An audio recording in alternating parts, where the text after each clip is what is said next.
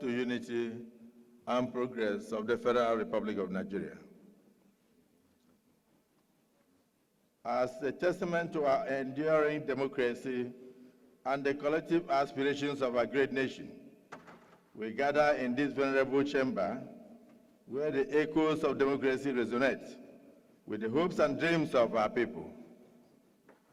Together, we stand on the cusp of transformation, eager to turn these hopes and dreams into a living reality for the good people of this nation.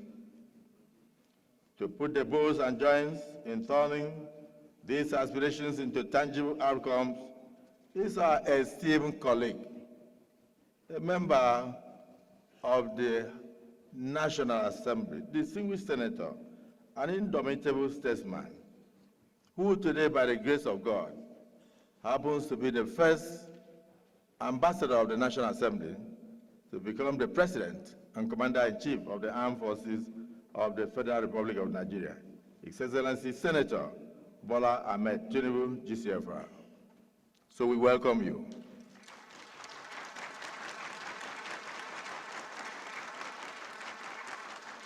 This great statesman, who is fast becoming a national treasure, is about to present to us the 2025 appropriation bills, a solemn declaration of our shared commitment to rise, to strive, and overcome the challenges that confront this nation. The challenges he met when he assumed duties in 2023, very daunting. And he has done his best, and today he's bringing a blueprint to ensure the stability of this country, economically and otherwise, and to bequeath a better future to generations unborn. Mr. President, on behalf of my colleagues in both chambers, I extend a heartfelt welcome to you. We also recognize the presence of our esteemed Vice President, Senator Kashim Shettima, GCUN, our Secretary to Government, George Akume, the Minister of Finance and Coordinating Minister of the Economy, Mr. Adebayo Olawale Edu, the Honorable Minister of Budget and Economic Planning, distinguished Senator Abubakar Atiku Bagudu, the Honorable Minister of the Federal Capital Territory, His Excellency Chief Nyeso Mwike, CON, Mr. Project, the Chief of Staff to the President, as earlier stated, and all members of your delegation from the Federal Executive Council, along with your entire entourage. Your Excellency, your leadership shines like a beacon of hope, illuminating our path forward in these challenging times. As you profoundly stated, and I want to quote, "A nation is built not merely by the bricks and mortar of its structures, but by the resilience and determination of its people," unquote. This truth resonates deeply, reminding us that it is the spirit of our citizens that defines our nation, and not just the infrastructure and edifices that we construct on a daily basis. Under your administration, we have witnessed remarkable strides in economic reforms, aimed at enhancing our nation's stability and growth. The courageous decisions you've had to take, removal of fuel subsidies, though challenging, showcases your unwavering commitment to redirecting resources to critical sectors such as education and health. Your collaboration with the Central Bank has culminated in an environment ripe for investment, and your focus on infrastructural development reflects a visionary commitment to improving the connectivity that fuels any nation's economy. Furthermore, your initiatives to strengthen our security framework stand as a testament to resolving and tackling the pressing challenges of our times. We commend your tireless efforts, along with those of our brave men and women in uniform, for liberating our lands from the grip of terror.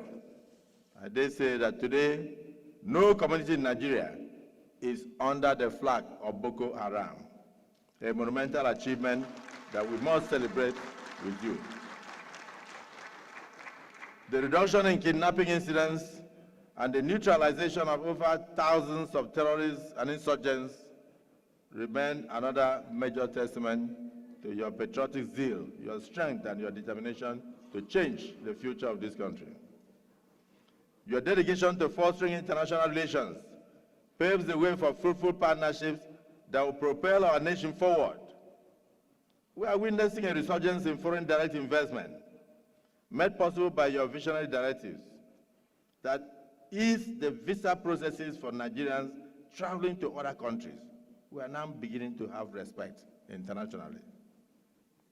And at the same time, we welcome investors and tourists alike to our country. Your innovative approach in our different embassies and the Ministry of Foreign Affairs have opened new doors for Nigerians and its people. Today, Nigerians can get visa on arrival in many countries in the world.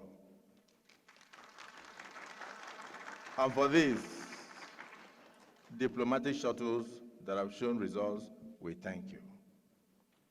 The introduction of social welfare programs embodies your unwavering belief in uplifting the living standards of the ordinary citizens of this country. You remind us, sir, that our nation is not merely constructed on bricks and mortar, as you always say, but the resilience and determination of our people. Nigerians are taking notice of all your remarkable achievements, sir. You may not know this because the villa is very lonely.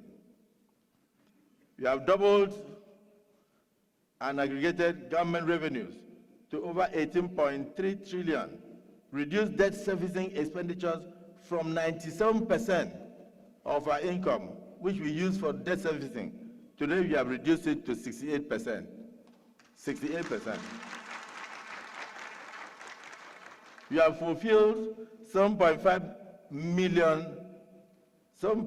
billion in foreign exchange obligations. $7.5 billion in foreign exchange obligations. We have increased oil production to about 1.8 million barrels per day, something you met at 900. We have launched the Compressed Natural Gas Initiative in order to ensure clean energy for Nigerians and ease of movement across the country. Your administration has processed over 45.6 billion naira worth of student loans, something that we used to hear of in other countries.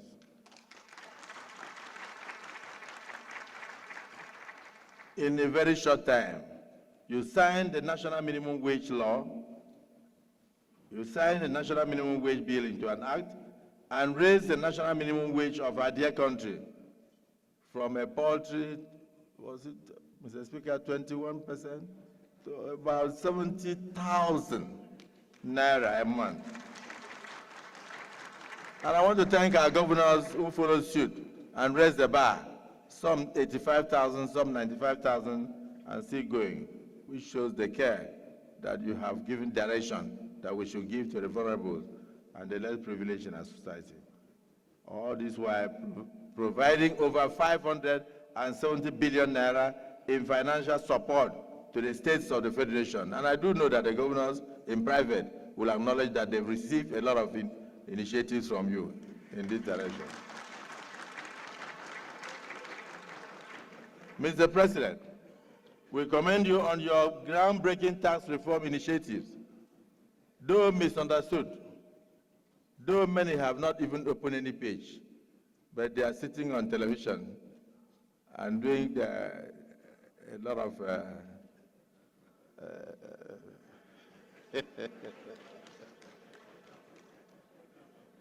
just to assure you, sir, that the 4 tax reform bills, the Joint Revenue Board of Nigeria, Establishment Bill 2024, Nigeria Revenue Service, in fact, as I'm mentioning the bills now, many of them will be shocked because they never even knew.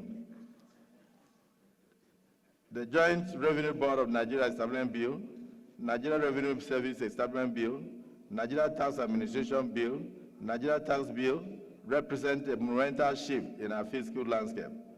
It is disheartening that those who have not yet taken time to understand the initiative, the focus, are the ones shouting the loudest as critics.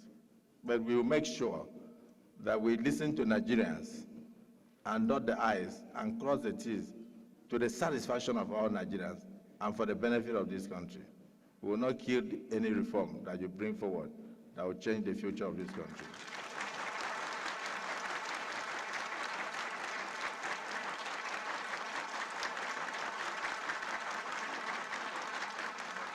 We cannot do the same thing over and over and expect a different result. And therefore, I urge all Nigerians, especially those in public offices, to engage with these vital reforms thoughtfully, very thoughtfully.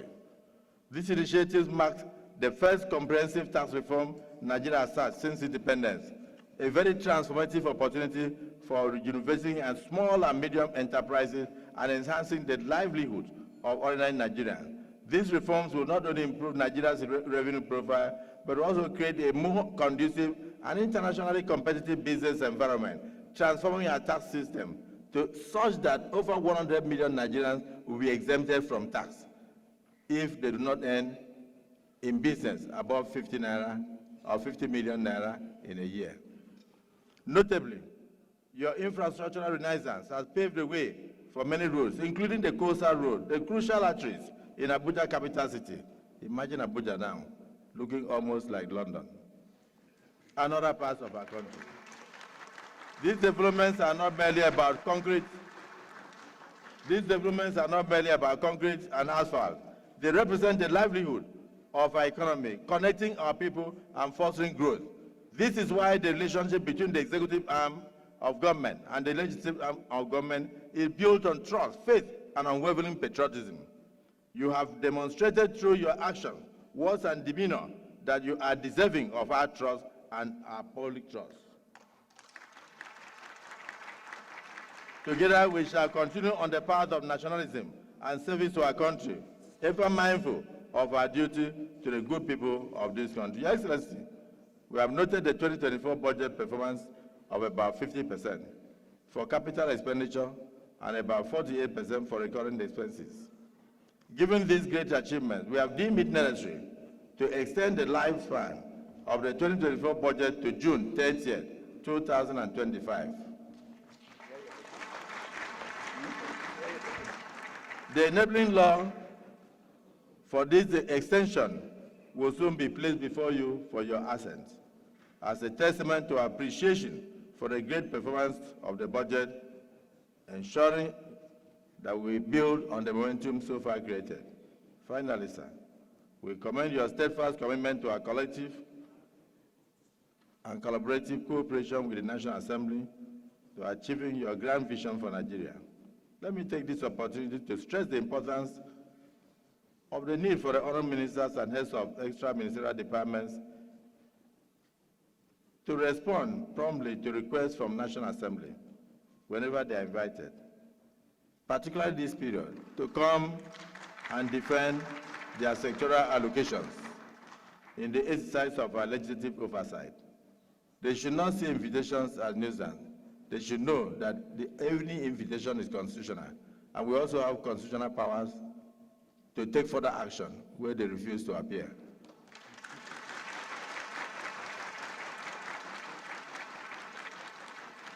So, Mr. President, I wish to caution some of the ministers who are intransigent and who do not give respect to this hallowed chamber, the only place that shows democracy in the world. It is the National Assembly. So those who disregard invitations from National Assembly are not Democrats and therefore have no place in your government. We shall submit, Mr. President.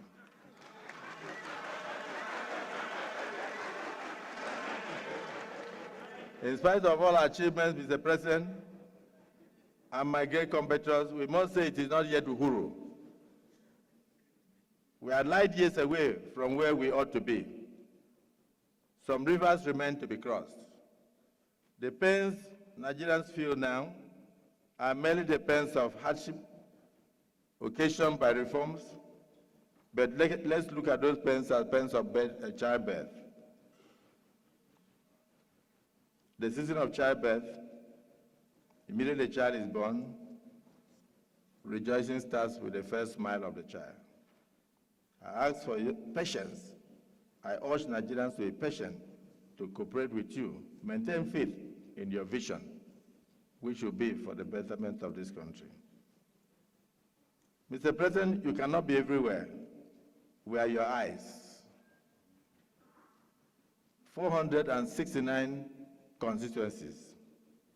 We, the distinguished senators, honorable members of the House of Representatives, are your eyes in our constituencies and every corner of this nation. When our constituents struggle to afford rice, and they cannot, they come to us. When their shoes pinch as a result of wear and tear, and they cannot replace, they come to us. When the economic alarm sounds, they turn to us for succor. Therefore, we are committed to ensuring that we help you at the grassroots level.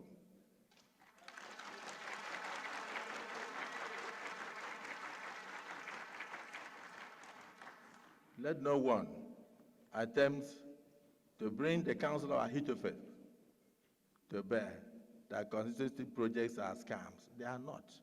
Those are the only things that Nigerians say in our various constituencies from the federal government of Nigeria.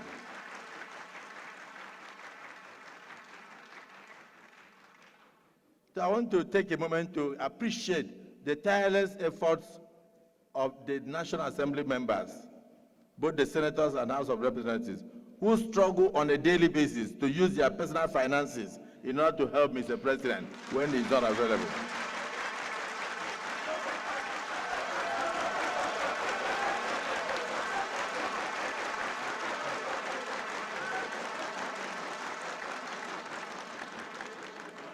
Your untiring efforts in using your personal resources, your time, to assisting what the executive ought to have done wherever they are not available, remain the beacon of patriotism, altruism, and selfless ambition. That is why you sacrifice, and that is why your people brought you here.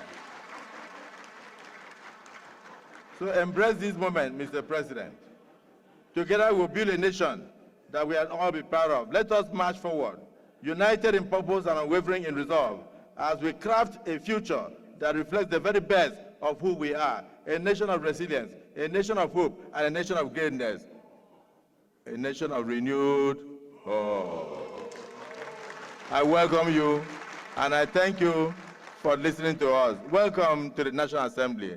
May we now invite our distinguished president, a man of focus, a man who loves the National Assembly, the one that will support you to support your constituents, to now present the 2025 budget.